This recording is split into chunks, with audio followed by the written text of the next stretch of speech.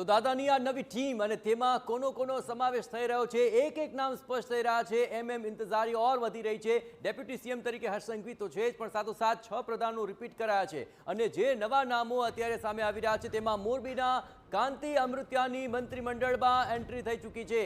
આ ઉપરાંત અન્ય નામોમાં પૂર્વ પ્રધાન નરેશ પટેલનું નામ પણ પ્રધાન તરીકે જોડાવાનું છે, તેમને ફરી પ્રધાન બનાવાઈ રહ્યા છે।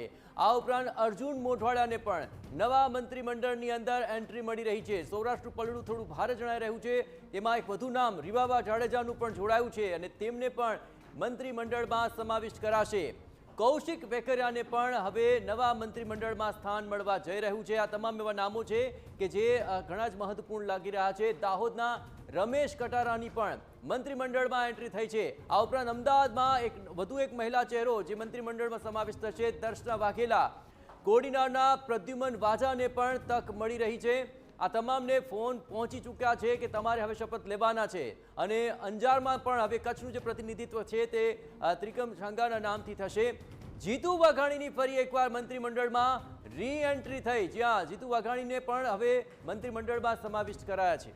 બિલકુલ, અને મોરબીના કાંતિ અમૃતિયા કે જેમના નામનો સમાવેશ કરવામાં આવ્યો છે, પૂર્વ પ્રધાન નરેશ પટેલ કે જેઓને ફરી એકવાર મંત્રી બનાવવામાં આવશે, કેબિનેટ પ્રધાન તરીકેની જવાબદારી નિભાવી ચૂક્યા છે। દક્ષિણ ગુજરાતથી તેઓ ચહેરો છે અને હવે તેઓનો ફરી એકવાર મંત્રીમંડળમાં સમાવેશ કરવામાં આવ્યો છે। અર્જુન મોઢવાડિયા પોરબંદરથી લડ્યા અને લાગી રહ્યું હતું કે તેઓને 2022થી જ મંત્રી પદ મળી શકે છે, પરંતુ થોડો સમય લાગ્યો, પણ મંત્રી પદ ચોક્કસથી મળશે।